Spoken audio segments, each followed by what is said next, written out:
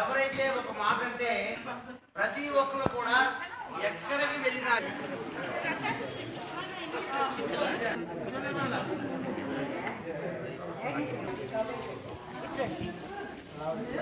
I'm Shiv Prasad from Andhra Pradesh, Amarnath से। अच्छा, दर्शन किए वहाँ? वह दर्शन बहुत अच्छा। We are coming from Andhra on 15th July.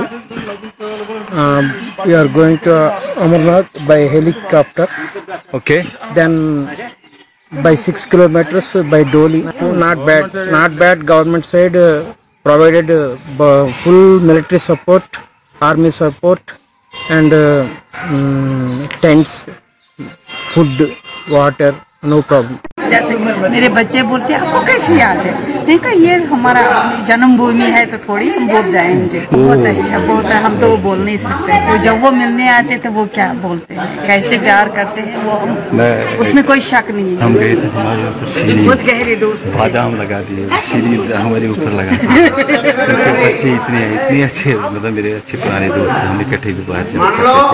तो कैसा वो मंजर क्या था मेरे लिए, मेरे पास आई डोंट हैव वर्ड्स।